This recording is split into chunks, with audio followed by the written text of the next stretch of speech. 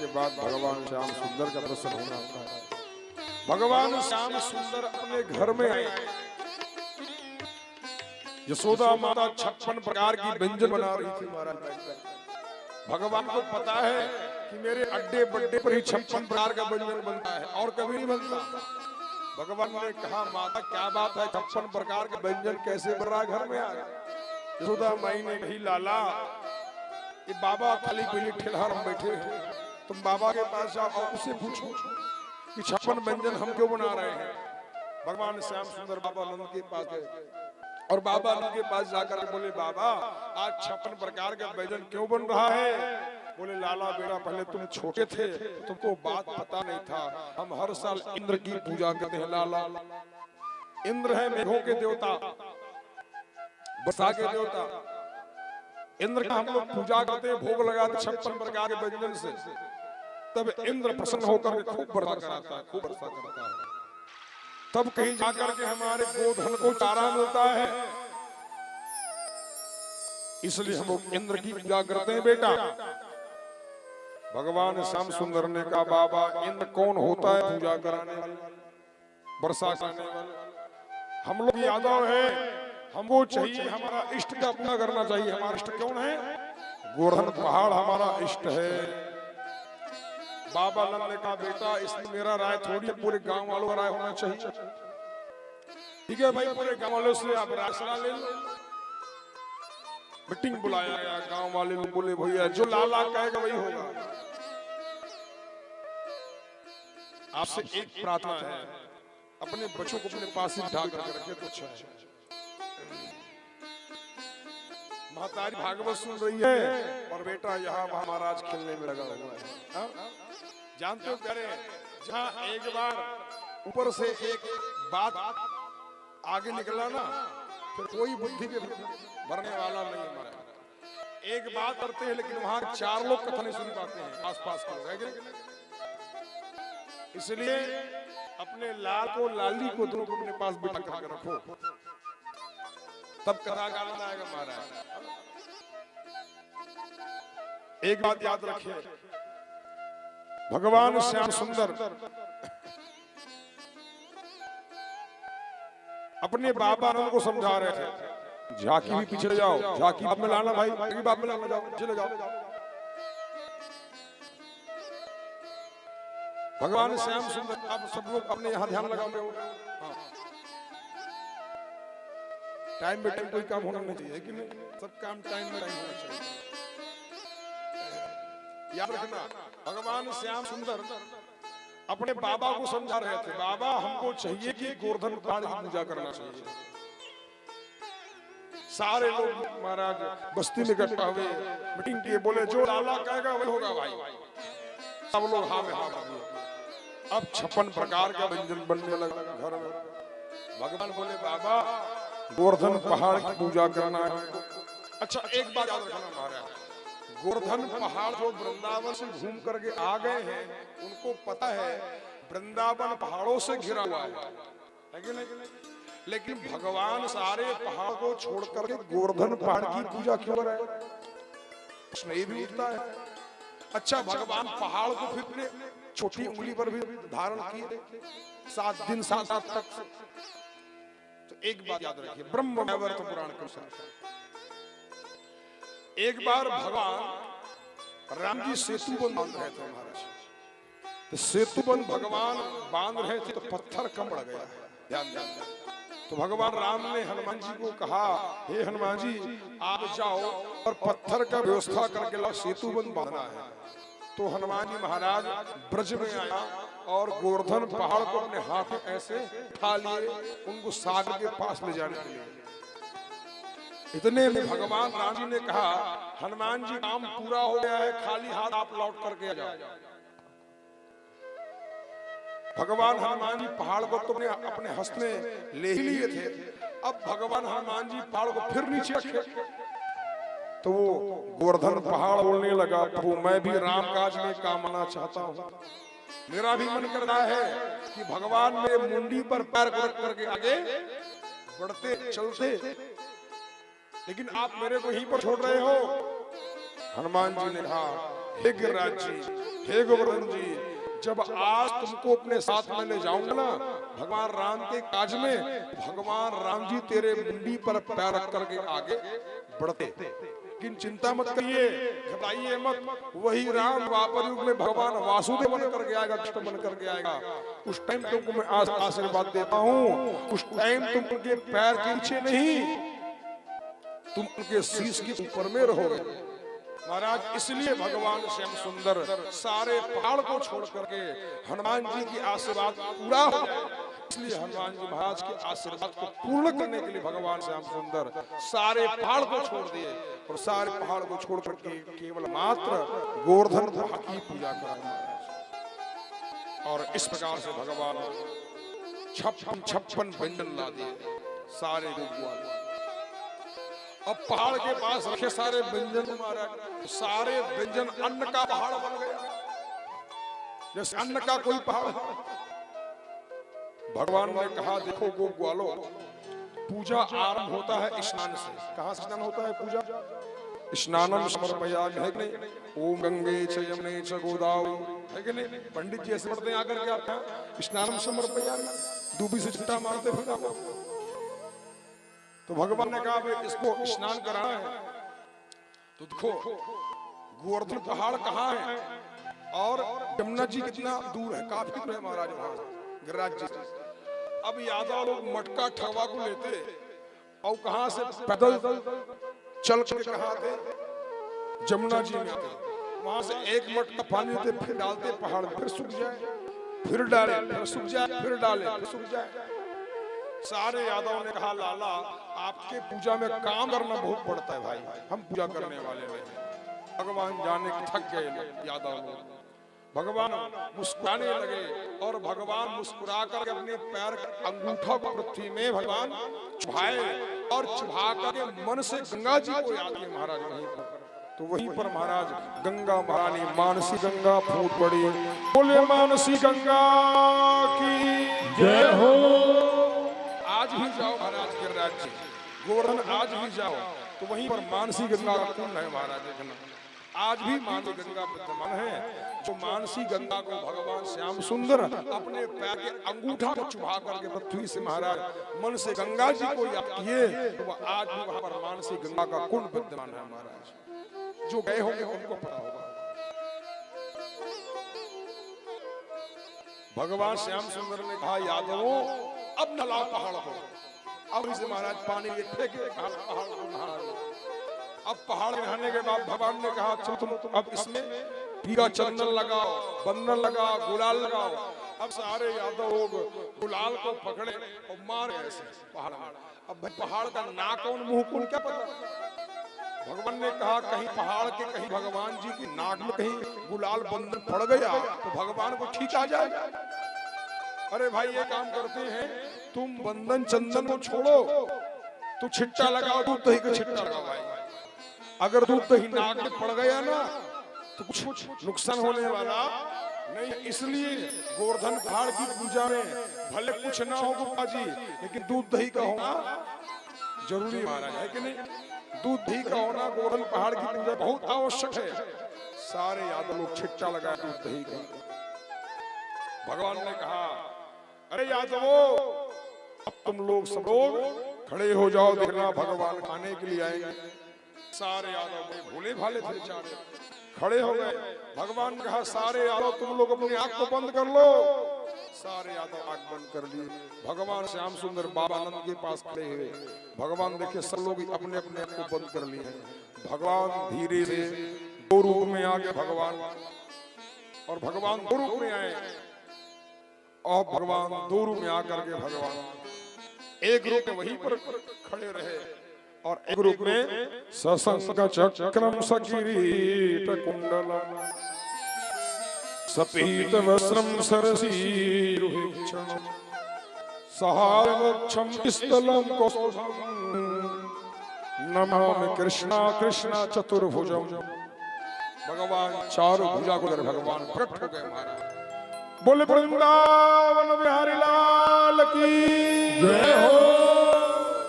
और भगवान प्रकट होकर के महाराज स्वयं भगवान 56 भोग खाने लगे। और जो ही भगवान 56 भोग खाने लगा तो याद रखो महाराज, बाबा नंद के पास भगवान एक गुरु से वहीं पर खड़े थे। बाबा नंद से भगवान कहने लगा, बाबा आँख खोलो, देखो कौन खा रहा है। बाबा नंद आँख को खोले, बोले वाह लाला बेटा, मैं तेरे कारण से पहली बार भगवान को देखा हूँ। और भगवान स्वयं खा रहे थे 56 भोग।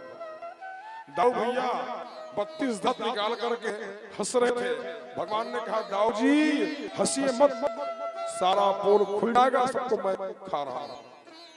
भगवान आदेश के दाऊ भैया चुप हो गए।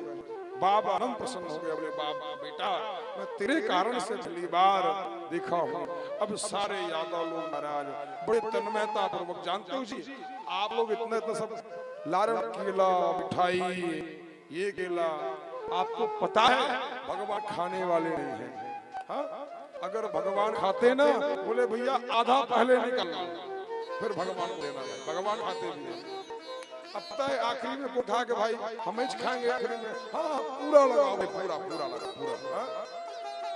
अब भगवान खाते थे पहले महाराज आधा निकालते। जैसे आपके मन में क्या भावना होता है, अरे भैया ना भागवत जी खाएगा ना महाराज जी खाएगा, तो काशी के मारे बोले महाराज है क्यों खाएगा महाराज केला, आखिरी में हम ही खाएंगे, आपको ये पता है गुप्ता जी है कि नहीं। उसी प्रकार सारे यादव को पता था भैया भगवान को खाते हैं, आखिरी में हम ही खाएंगे, लेकिन भगवान सबको सभा चट कर दे महाराज, एक दिन का नहीं बचा महाराज यादव। सारे यादव लोग बोले भैया भगवान तो खाते नहीं, लेकिन जस्ट आज उल्टा हो गया, भगवान सबको खा दिए। और सारे ब्रजवासी लोग प्रार्थना करने लगे, गिरिराज धरण प्रभु जी तुम्हारे शरण। गिरिराज धरण प्रभु जी तुम्हारे शरण। गिरिराज धरण प्रभु जी तुम्हारे शरण। गिरिराज धरण प्रभु जी तुम्हारे शरण। तुम्हारे शरण श्री जी तुम्हारे शरण। तुम्हारे शरण श्री जी तुम्हारे शरण। तुम्हारे शरण राधे तुम्हारे शरण। तुम्हारी शरण राधे तुम्हारी शरण। गिरिराज धरण प्रभु जी तुम्हारे शरण। गिरिराज धरण प्रभु जी तुम्हारी शरण। ताली सभा करते हुए जय हो राधे हरि बोल।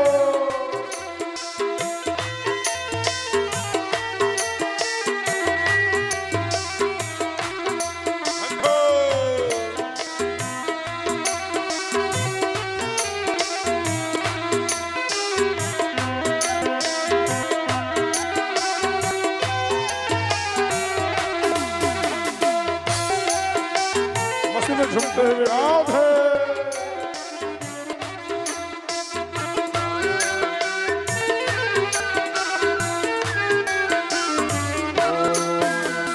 गोवर्धन महाराज महाराज तेरे माथे मुकुट विराज रहो। श्री गोवर्धन महाराज महाराज तेरे माथे मुकुट विराज रहो। श्री गोवर्धन महाराज महाराज तेरे माथे मुकुट विराज रहो। गोवर्धन महाराज महाराज तेरे माथे मुकुट विराज रहो। तेरे माथे मुकुट विराज रहो। तेरे माथे मुकुट विराज रहो। तेरे माथे मुकुट विराज रहो। तेरो माथे मुकुट विराज रहो। तेरे माथे मुकुट विराज रहो। तेरे माथे मुकुट विराज रहो। माथे मुकुट विराज रहो। तेरो माथे मुकुट विराज रहो। जय हो गोवर्धन महाराज जय हो महाराज तेरे माथे मुकुट विराज रहो। गोवर्धन महाराज महाराज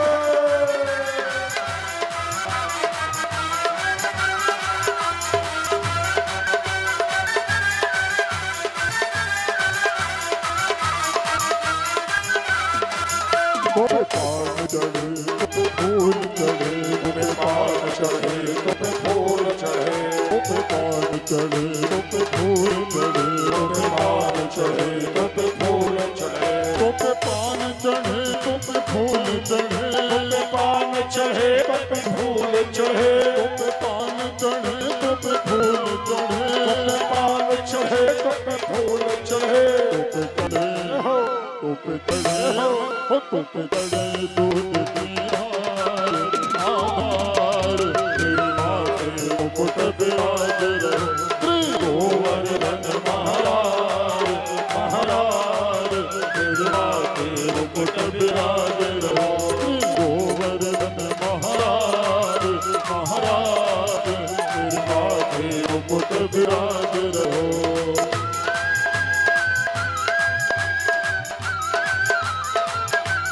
जय हो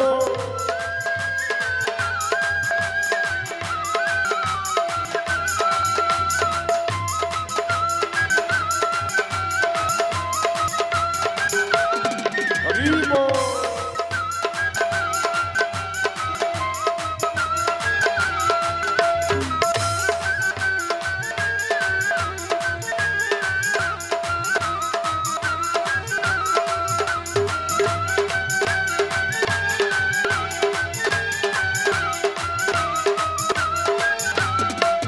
तेरे आनन कुंडल सोह रहे, तोरे कानन कुंडल सोहि रहे, हो तेरे आनन कुंडल सोह रहे, तोरे कानन कुंडल सोहि रहे, तेरे आनन कुंडल सोह रहे, तोरे कानन कुंडल सोहि रहे, हो तेरे आनन कुंडल सोह रहे, तोरे कानन कुंडल सोहि रहे, तेरी भ्रगुटी जय हो तेरी भ्रगुटी जय हो तेरी भ्रगुटी बनी विशाल अनुसार, तेरे माथे मुकुट विराज रहो, श्री गोवर्धन महाराज महाराज तेरे माथे मुकुट विराज रहो, तेरे माथे मुकुट विराज रहो, तेरे माथे मुकुट विराज रहो, तेरे माथे मुकुट विराज रहो, तेरे माथे मुकुट विराज रहो, श्री गोवर्धन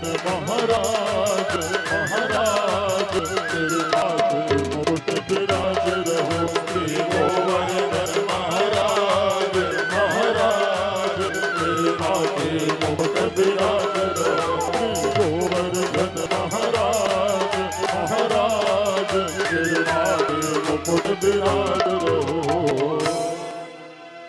बोले वृंदावन बिहारी लाल की जय हो गिरिराज धरण की जय हो। यह सूचना पता हुआ इंद्र गुणारक जी के द्वारा। इंद्र मेघों को आदेश दिया, अरे मेघों जाओ ब्रजमंडल में इतना वर्षा कराओ कि ब्रजमंडल जमुना में बह करके नष्ट हो जाए। काली काली महाराज का छाया अट्टहास घसना होने लगा, हाथी की सूंड के समान वर्षा। कितना वर्षा? हाथी के सूंड के समान वर्षा होने लगा महाराज, खूब वर्षा होने लगा। बाबा नंद ने कहा, लाला देख रहे हो ये इंद्र का प्रकोप है। भगवान ने कहा, बाबा तुम बड़े भोले भाले हो, जो इतना इतना हमारा खाया है उतना भी पावर कम हुआ नहीं है। सारे गोप ग्वाल को महाराज भगवान श्याम सुंदर गिरिराज जी के पास ले आए। बोले यादव सब लोग अपने अपने आंख को बंद कर लो। तो सारे यादव आंख को बंद किए, भगवान आगे बढ़े और भगवान छोटी उंगली पर भगवान पहाड़ उधार कर लिए। सारे गोप ग्वाल से बोले, अरे गोप ग्वालों अंदर आ जाओ। सब लोग तो अंदर आ गए। ऊपर देखे पहाड़ है, नीचे देखे लाला के छोटी उंगली में टिका हुआ है। कहीं लाला के उंगली में दर्द हुआ और कहीं लाला ने उंगली को नीचे किया। हम सारे यादव तफाचट होकर के मर जाएंगे पहाड़ में दब कर। तो एक काम करते हैं, हम अपने अपने डंडा को टिका देते हैं भाई। अब कहीं पहाड़ को रोकने के लिए महाराज कहीं डंडा को टिकाए, कहीं पहाड़ ठरने वाला है जी, डंडा नहीं ठरने वाला है कि नहीं। सारा भार भगवान को है लेकिन केवल भाव से डंडा टिकाया है। उसी प्रकार जैसे भागवत महापुराण का पूरा भार किसको है? हमारे पिताजी को है कि नहीं। पूरा भार भगवान को कर रहा है, लेकिन आप लोग सुन करके सहयोग दे रहे महाराज। ये भगवान का बड़ा विशेष कृपा है। डंडा को ठिकाया ऐसा बड़ा सुंदर महाराज भाव। और भैया कहते हैं 7 दिन तक वर्षा हुआ होता जी। वर्षा के जल पता नहीं कहां जा रहे थे। एक कारण तो यह है चक्र नारायण सुखने में लगा हुआ था। गरम तावा में एक बूंद पानी डालो तो छाया से सूख जाता है। दूसरा कारण 12 पुराण के अनुसार और गर्ग संहिता के अनुसार ऐसा कहा जाता है महाराज। एक बार भगवान राम जी अपने घर में आमंत्रण दिए किसको? महात्मा अगस्त जी को। खाने वाला महात्मा है। माता जानकी अगस्त महात्मा को ब्राह्मण भोज कराई। अगस्त महात्मा इतना खाए 52 दिन हो गया खा ही रहे थे दिन रात। माता जानकी थक गई 52 दिन तक महाराज खिला करके। माता जानकी मूर्छा खा करके गिर पड़ी। तो भगवान राम ने कहा हे महात्मा अगस्त जी, भैया मेरी पत्नी की हाल बेहाल हो गई है, अब आप यहाँ से जाओ भाई, भोजन खा लिए हो। तो अगस्त महात्मा ने कहा प्रभु भोजन तो दिए हो लेकिन पानी तो दे दो। भगवान राम ने कहा भैया त्रेता युग में तुम भोजन खाए हो और तुम पानी पीने के लिए आना, द्वापर युग में जाना। अब मैं पहाड़ अपनी छोटी उंगली में धारण कर लूंगा, उस टाइम घोर वर्षा होगा इंद्र के द्वारा। उस टाइम भैया तुम पानी पीने के लिए आ जाना। महात्मा अगस्त जी भोजन खाए थे त्रेता युग में और पानी पीने के लिए महाराज द्वापर में पधार गए। इसलिए महाराज इतना वर्षा होने के बाद भी जमुना मैया में महाराज ब्रज में धूल उड़ रहा था। 7 दिन तक रखे और फिर बाहर निकाले। भगवान नीचे में स्थापित किए गिरिराज जी को और भगवान आशीर्वाद दिए गिरिराज जी को। भैया हे गिरिराज जी, जो प्राणी एक बार तेरा चक्कर लगा लेगा, 7 कोस का चक्कर काट लेगा, परिक्रमा लगा लेगा, उनको 84 लाख योनि में भोगना नहीं पड़ेगा महाराज। इसलिए वृंदावन जाओ और आप गिरिराज जी में परिक्रमा ना लगाओ, आपका गया ना गया कोई बराबर महाराज, एक बराबर है। वृंदावन जाकर के टाइम निकाल करके गिरिराज जी का चक्कर लगाना चाहिए, याद रखो। वृंदावन 3.5 कोस का है, बसानो 2.5 कोस का है और महाराज भगवान साक्षात पहाड़ कौन? भगवान गिरिराज जी 7 कोस के हमारे। अच्छा, जो लोग नहीं गए हैं उनको ऐसा लगता होगा ऐसा पहाड़ होगा, अभी आप आओ तो सारा पहाड़ दब गया हमारा। इसका एक कारण है, ध्यान देना। पहले तो पहाड़ था। गोवर्धन जी द्रोणाचल के बेटा है। एक बार राजा रावण के दादा महात्मा पुलस्त्य से आए किसके पास? द्रोणाचल पहाड़ के पास। बोले भैया हम आपको काशी ले जाएंगे। द्रोणाचल पहाड़ ने कहा भाई हम काशी जाने वाले नहीं हैं, हमारे बेटा गोवर्धन को ले जाओ काशी। गिरिराज जी को काशी ले जा रहे थे कौन? महात्मा पुलस्त्य। गोवर्धन जी ने कहा देखो महात्मा, जहां पर एक बार मैं बैठ गया ना वहां से उठने वाला नहीं हूं। ब्रज की भूमि में आया था महात्मा पुलस्त्य से, संध्या करना था, गायत्री करना था सायं काल को। और महाराज गायत्री करने के लिए पहाड़ को नीचे रखे, स्नान ध्यान किए, गायत्री संध्या किए और फिर पहाड़ के पास जब गए तो पहाड़ वहीं पर जम गया। उठने का पहाड़ नाम ही नहीं लिया महाराज। जब नाम नहीं लिया उठने का पहाड़ तो महाराज महात्मा पुलस्त्य ऋषि पहाड़ को एक मुष्ठा मारे उसे में, तो पहाड़ का आधा भाग धंस गया और पहाड़ को श्राप दे दिए, हे गिरिराज जी जाओ तुमको हम श्राप देते हैं, आज के बाद तुम एक तिल हर दिन धंसते जाओगे। महाराज पहले तो द्वापर में पहाड़ दिखाई पड़ता था, अब क्या चल रहा है? कलयुग चल रहा है। अब वहां पर कोई पहाड़ दिखाई देने वाला नहीं है, सारा पहाड़ धंस करके महाराज पूरा शहर बस्ती बस गया है। कहीं कहीं पर टापू दिखाई पड़ता है गिरिराज जी का, जो आज विद्यमान है महाराज। गिरिराज जी की महाराज महिमा है। बताओ कम है गिरिराज जी के बारे में। झांकी को महाराज अंदर ले जाओ, अब बाप ने झांकी है कि नहीं? एक बात याद रखिए महाराज, गिरिराज जी के बारे में जितना कहो कम है। धीरे धीरे महाराज कार्तिक का महीना आया है, भगवान अहंकारी के अहंकार को दूर किए, कार्तिक के महीना में वृक्ष की सारी गोपिका कार्तिक नहाती थी, है कि नहीं? कात्यायनी महामाये महायोगिंधेश्वरी नंद गोपः स्तम देवी पति में कुर्ते नमः। जो कन्या की शादी नहीं हो पाती है उस बालिका को इस मंत्र का जप करना चाहिए कार्तिक के मास में। बड़ा पुण्यदायी मंत्र है। इस मंत्र को जपने से, इस मंत्र को पढ़ने से महाराज का विवाह उत्तम घर में हो जाता है। कात्यायनी महामाई महायोगिंधेश्वरी नंद गोपः स्तम देवी पति में कुर्ते नमः। ब्रज की सारी गोपियां कहती है प्रभु हम आपको पाना चाहते हैं, इसलिए है कात्यायनी मैया हम कार्तिक मास में ठंड में कांपते हुए नहा रही हैं। अब तुम्हारा ठंड लगता ही नहीं कार्तिक मास में, देखो कार्तिक मास चल रहा है, ठंड में कांपते हुए हम लोग स्नान कर रहे हैं। हे माता कात्यायनी जी आपसे बारंबार प्रार्थना है, हमको पति के रूप में क्या चाहिए? नंद गोप सुतम देवी पति में कुरुते नमः। नंद के बेटा को